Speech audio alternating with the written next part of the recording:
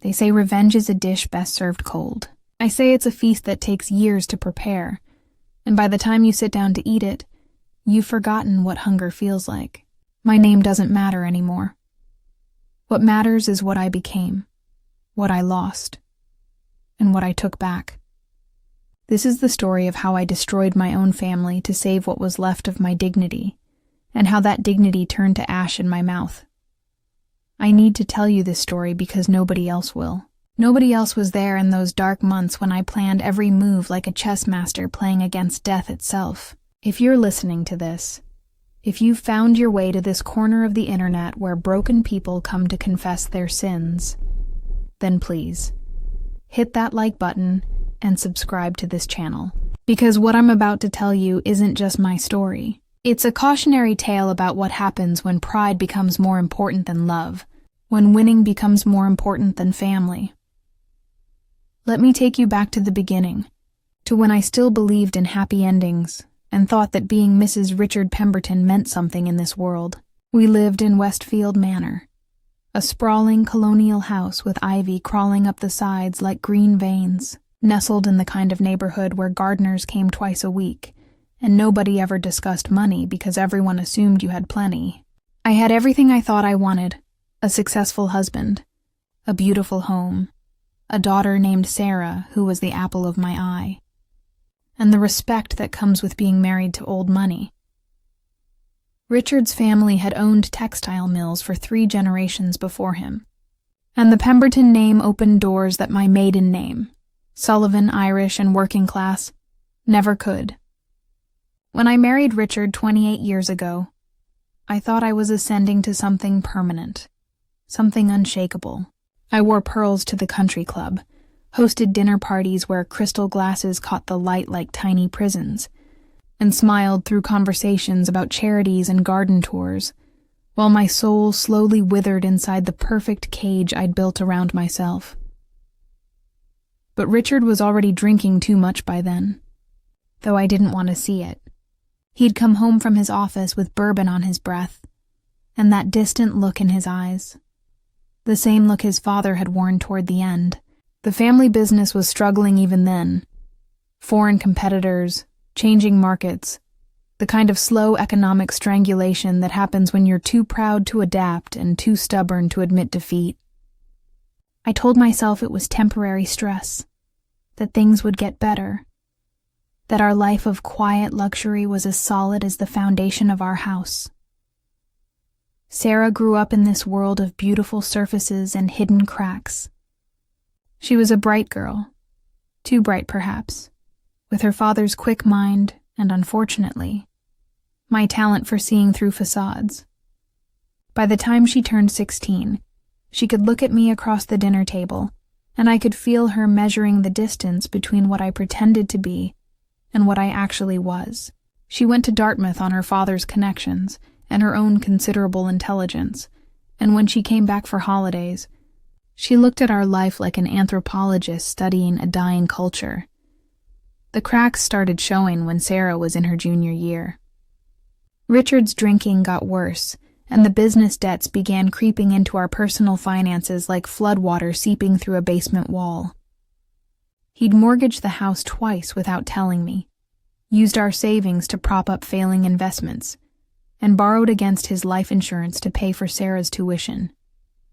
I found the papers one afternoon while looking for our tax documents, and I remember sitting in his study, surrounded by mahogany and leather, and the smell of old money, reading figure after figure that spelled out our ruin in neat, accountant handwriting.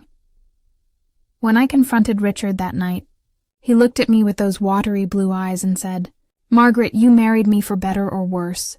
This is worse." As if his failures were somehow a test of my character, rather than a betrayal of everything he'd promised me. As if 26 years of my life invested in his success meant nothing when weighed against his pride and his whiskey. He died of a heart attack 8 months later, on a Tuesday morning in February while I was upstairs getting dressed for another pointless charity luncheon. I found him in his chair in the study, surrounded by all those damning financial documents, and my first thought wasn't grief. It was relief that I wouldn't have to watch him destroy us any further. My second thought was terror at what would happen to me now that the man whose name had protected me was gone. The funeral was a showcase of suburban hypocrisy. People who had been avoiding our calls for months suddenly appeared with casseroles and condolences, whispering behind their hands about poor Margaret and how brave I was being. Sarah flew in from her senior year, beautiful and composed in her black dress, handling arrangements with an efficiency that made me both proud and frightened. She'd grown up while I wasn't looking, become someone who could navigate crises while I was still pretending they didn't exist. The reading of the will was when the ground fell out from under my carefully constructed world. Richard had left everything to Sarah. The house, the remnants of his business interests, even his life insurance policy. To me, his wife of 27 years, he left a small monthly stipend and what the lawyer delicately called reasonable living arrangements in what had been my own home.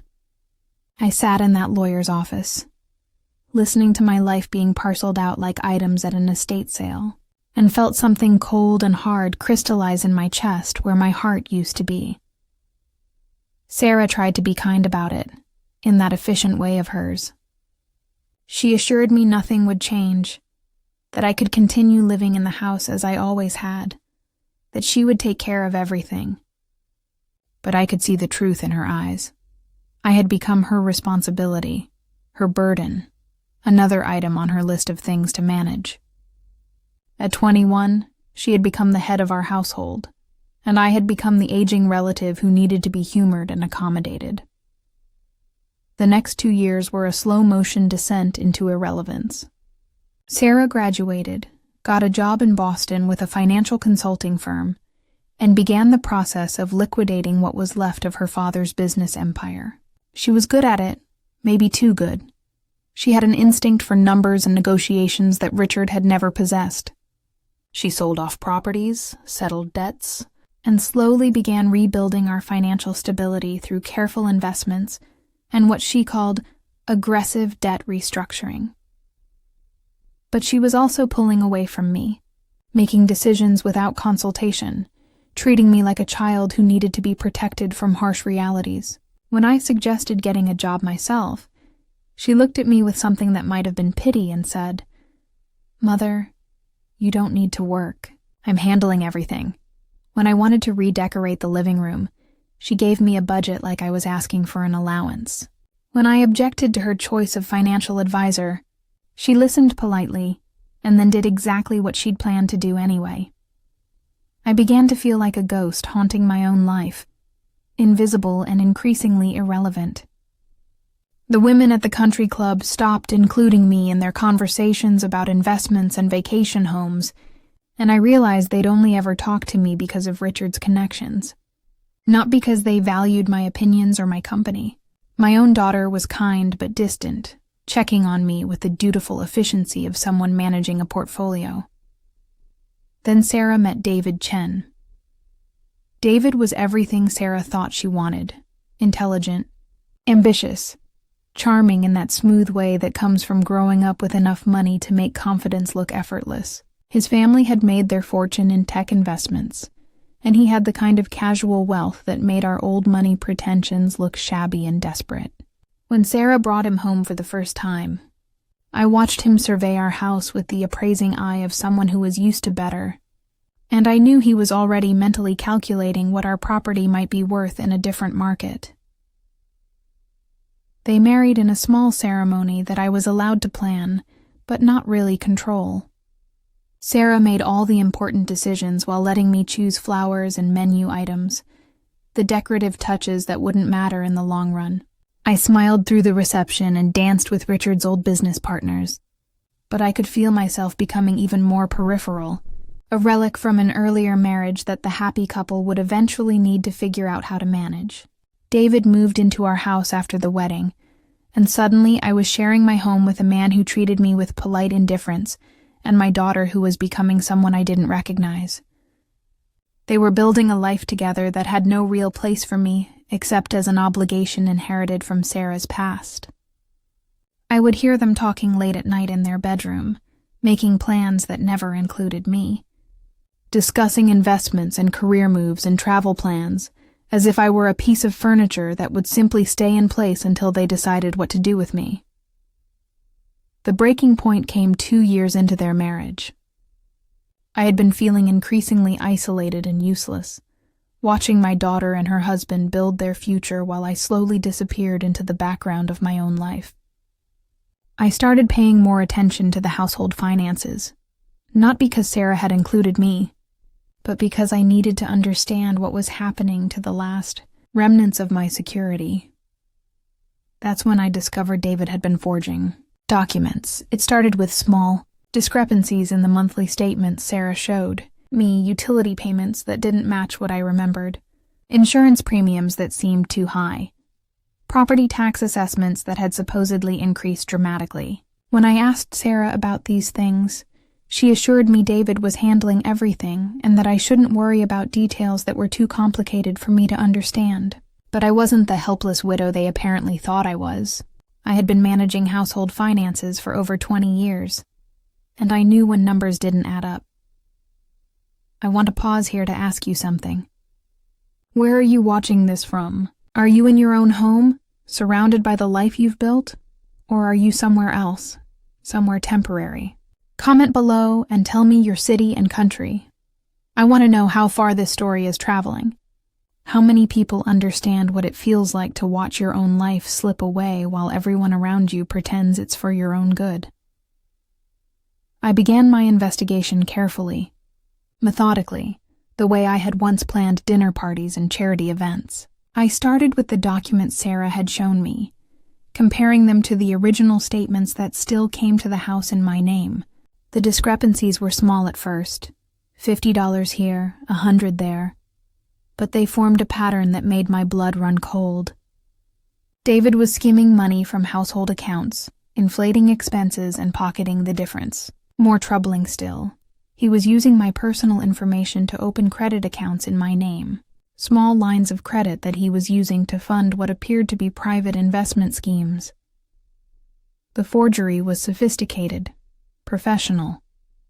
David had somehow gotten access to my social security number, my mother's maiden name, all the personal information that financial institutions use to verify identity. He was using this information to create false documents, fake authorizations for financial transactions that Sarah believed were legitimate household expenses. And Sarah, trusting her husband and focused on her own career, wasn't looking closely enough at the details to catch the deception.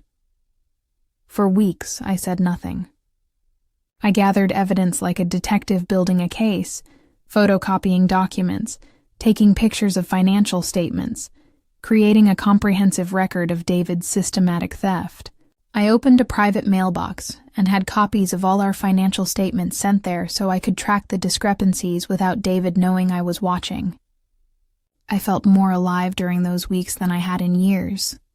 Finally, I had a purpose, a mission, something that required all my intelligence and determination. But I also knew that confronting Sarah directly would be useless.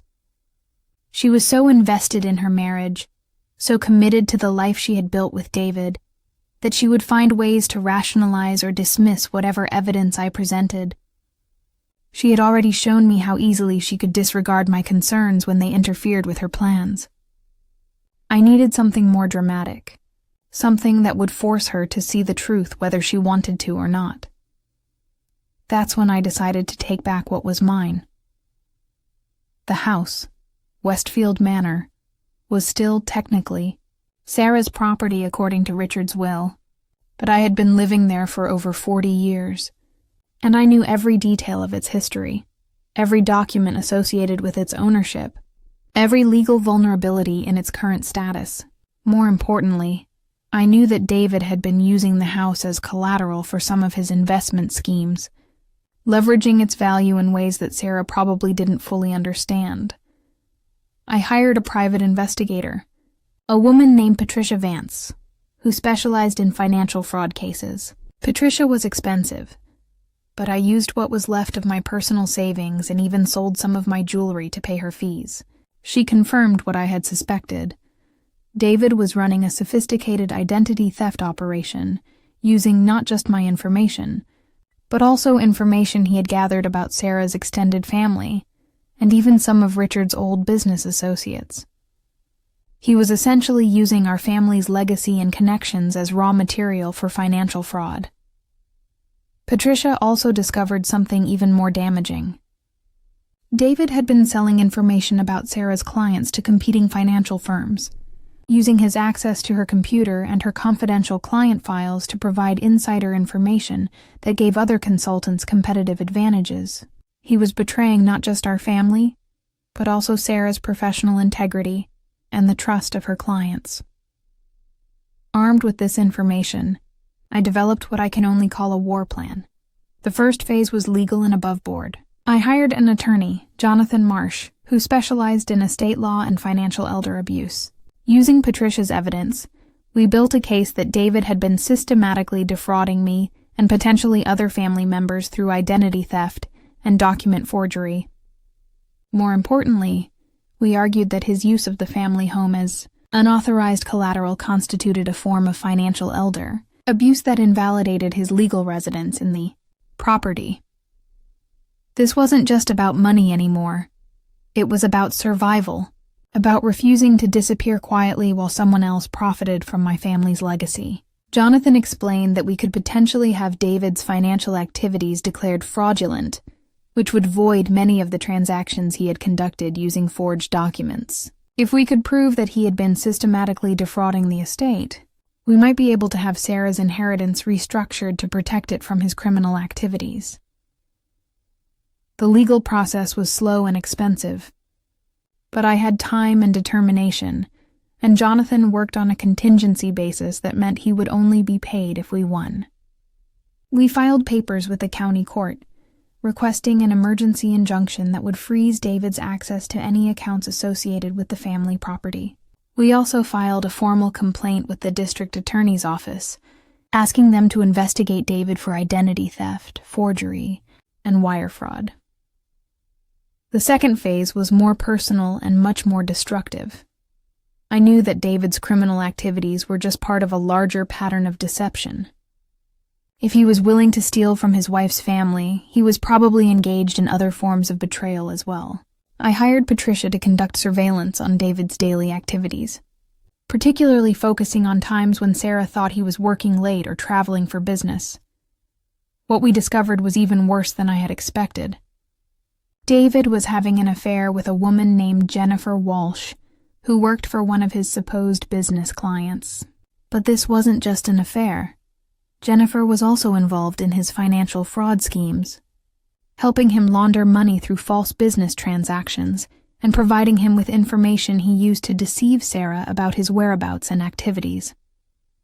Patricia documented everything: photographs of David and Jennifer together, records of hotel stays paid for with money skimmed from our household accounts, even recordings of conversations where they discussed their plans to eventually leave Sarah once they had extracted as much money as possible from the family estate. It was a comprehensive betrayal that went far beyond simple adultery into the realm of calculated, premeditated financial and emotional destruction. I sat in my bedroom one night, surrounded by photographs and financial documents and legal papers, and realized I was no longer the same person who had worried about flower arrangements and charity luncheons. I had become something harder, something capable of destroying lives in the service of justice, or revenge. The distinction had become meaningless. The third phase was the most complex and required the most careful timing. Jonathan had discovered a legal loophole in Richard's will that we could potentially exploit. Because David had been using the house as unauthorized collateral, and because he had been conducting fraudulent financial activities from the property, we could argue that his residence there was obtained through criminal misrepresentation. If the court agreed, they could potentially void his legal standing as a resident and restore primary control of the property to me as Richard's surviving spouse and the person who had been most directly harmed by David's criminal activities. This was a long shot legally, but it was possible, especially if we could convince the judge that Sarah had been deceived about the true nature of David's activities and therefore couldn't be held fully responsible for allowing him to use the property for criminal purposes. The key was timing. We needed to present all our evidence at once, in a coordinated legal assault that would be impossible for David to deflect or rationalize away. I spent weeks preparing for this moment, working with Jonathan to organize our evidence into a comprehensive legal filing that documented every aspect of David's criminal activities and their impact on our family's financial security. We prepared subpoenas for bank records, phone records, travel records, anything that would corroborate the pattern of deception and theft that Patricia had uncovered. But I also prepared for the personal devastation this would cause Sarah. I knew that exposing David's crimes would destroy her marriage, her trust in her own judgment, and probably her relationship with me as well. She would see my investigation as a betrayal, my legal action as a vindictive attack on her happiness. She would never forgive me for choosing justice over her emotional well-being, for prioritizing the recovery of stolen money over her need to believe in the man she loved. I made that choice anyway. The confrontation happened on a Tuesday morning in March. Sarah had left early for a client meeting, and David was supposedly working from home in the study that had once been Richard's sanctuary. I walked into that room carrying a folder filled with photographs, financial documents, and legal papers, and I set it down on the desk in front of him like a declaration of war. "I know what you've been doing," I said, and my voice was calm and cold in a way that surprised even me. "I know about the forged documents, the stolen money, the false credit accounts opened in my name. I know about Jennifer Walsh and the hotel rooms and the plans you've been making to leave my daughter once you've stolen everything you can from our family." David looked at the folder, then looked at me, and I saw him calculating whether he could lie his way out of this situation or whether he needed to try a different strategy. He was handsome in that smooth, corporate way that had probably gotten him out of difficult situations before. But he was looking at a woman who had spent months preparing for this moment and had nothing left to lose. "Margaret," he said, and his voice had that reasonable, patronizing tone that men use when they want to convince you that your own perceptions are unreliable. "I think there's been some kind of misunderstanding. Why don't we sit down and talk about whatever concerns you have? I'm sure we can clear this up." "The only thing we're going to clear up," I said, "is your schedule for the next few hours. You're going to pack your belongings and leave this house today, before Sarah gets home. You're going to transfer back every penny you've stolen from our accounts, and you're going to sign a confession detailing your criminal activities, which my attorney will use to make sure you never profit from your crimes against our family." David's composure finally cracked. "You can't prove any of this," he said, but he was looking at the folder on the desk, probably wondering exactly how much evidence I had gathered and whether it was enough to send him to prison. "I have photographs of you with Jennifer Walsh," I said. "I have bank records showing the false transactions. I have copies of the forged documents you created using my personal information. I have recordings of conversations where you and Jennifer discuss your plans to leave Sarah once you've extracted as much money as possible from our family. I have enough evidence to send you to prison for identity theft, wire fraud, and elder abuse." That's when David made the mistake that sealed his fate. Instead of trying to negotiate or apologize or even attempt to deny the evidence, he got angry.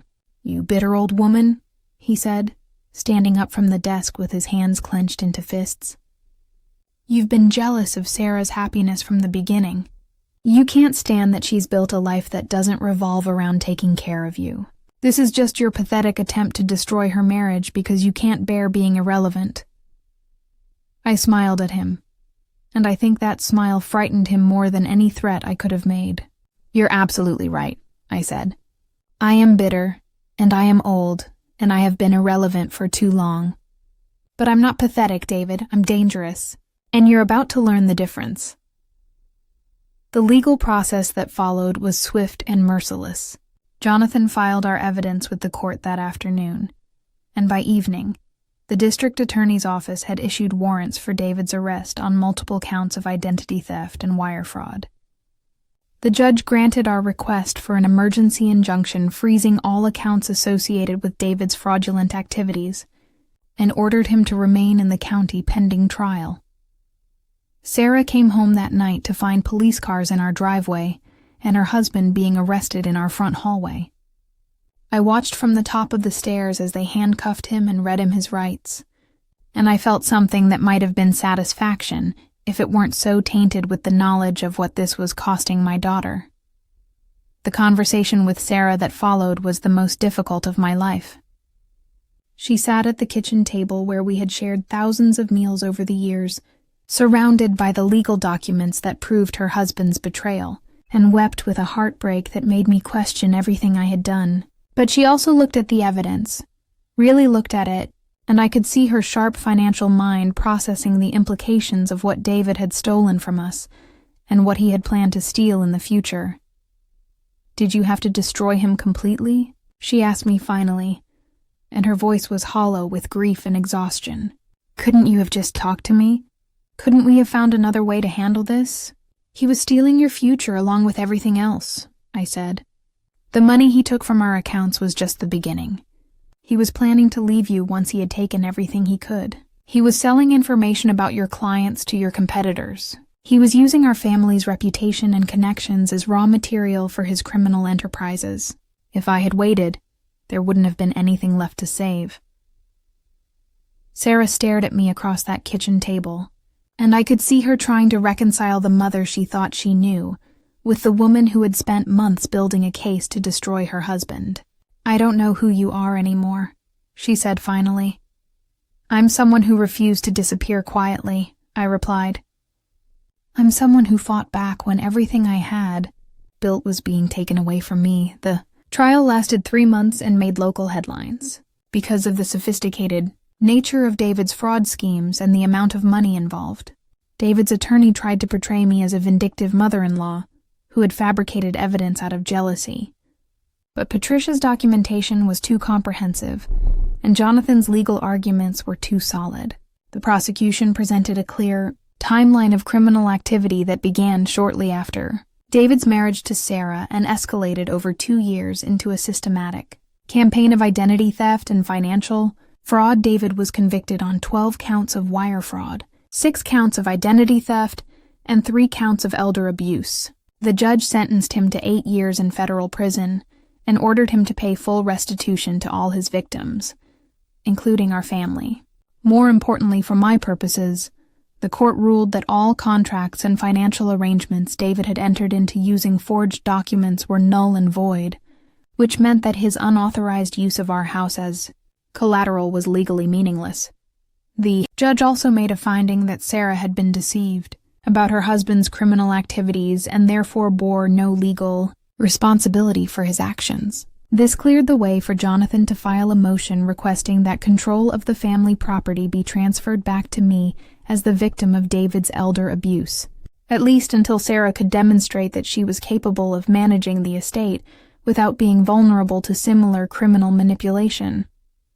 The judge also made a finding that Sarah had been deceived about her husband's criminal activities and therefore bore no legal responsibility for his actions. This cleared the way for Jonathan to file a motion requesting that control of the family property be transferred back to me as the victim of David's elder abuse, at least until Sarah could demonstrate that she was capable of managing the estate without being vulnerable to similar criminal manipulation. This was the moment I had been working toward for over a year. The legal victory that would restore my relevance and give me back some control over my own life. But when the judge signed the order transferring the house to my name, I felt empty rather than triumphant. I had won everything I thought I wanted, but the cost had been my relationship with my daughter and the destruction of her marriage. Sarah and I lived in the same house for another 6 months, but we were strangers sharing space rather than family sharing a home. She moved out in September, taking a job with a financial firm in Chicago, and we have spoken perhaps a dozen times since then. Our conversations are polite and distant, the careful communication between people who share a history but no longer share a life. The house feels enormous now with just me in it. I rattle around in rooms that once hosted dinner parties and holiday celebrations, surrounded by furniture and photographs from a life that ended the day I decided that being right was more important than being loved. I won my war against David, recovered most of the money he stole, and secured my financial future. But I lost my daughter in the process, and I'm not sure the victory was worth the price. David served 4 years of his sentence before being released on parole.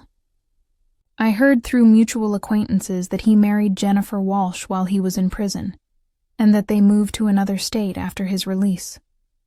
Sarah has never remarried, though I know she's dated other men.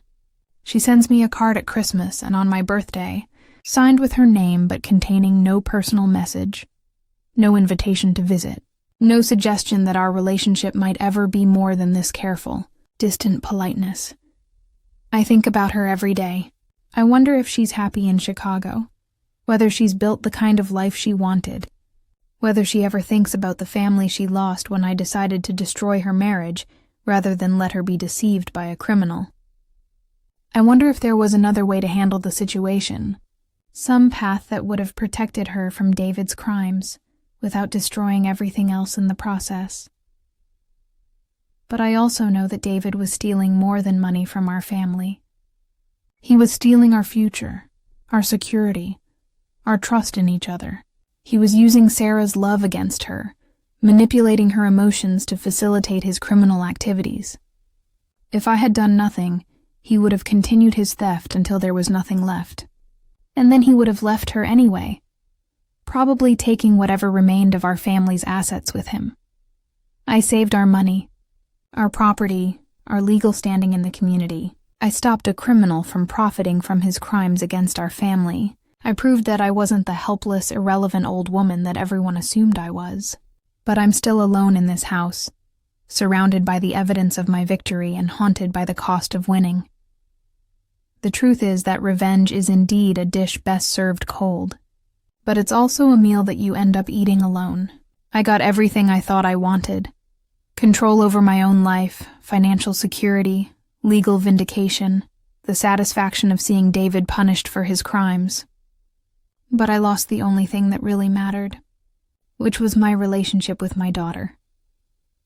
I tell myself that I had no choice, that David's criminal activities left me with no alternative but to expose him and accept the consequences.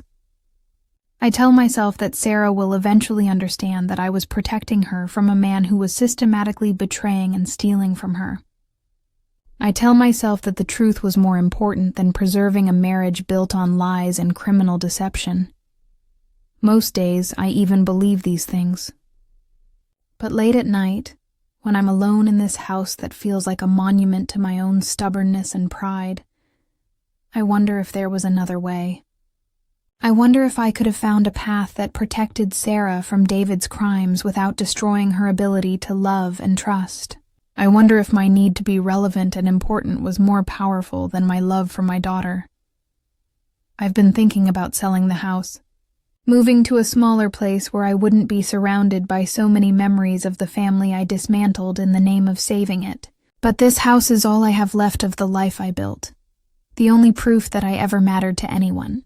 Leaving it feels like admitting that my victory was hollow, that I traded everything meaningful for the empty satisfaction of being right. So I stay here, in these rooms that echo with conversations that will never happen again, waiting for a phone call from Sarah that probably will never come. I won the war I declared against David Chen, recovered the money he stole, and secured my financial future. But I lost the war that really mattered, which was the battle for my daughter's love and respect. If you've listened to this story all the way to the end, then you understand something about the price of pride and the cost of revenge. You understand that sometimes winning means losing everything that made the victory worthwhile in the first place. Before you go, before you move on to whatever comes next in your day, I want to ask you one more time to hit that like button and subscribe to this channel, not because I need the validation, but because I need to know that someone heard this story and understood what it means to choose justice over love, to choose being right over being happy. I got my house back. I got my money back. I got my dignity back. But I lost my daughter, and I'm not sure I'll ever get her back.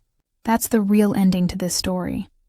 Not triumph, but the hollow victory of a woman who won everything and lost what mattered most.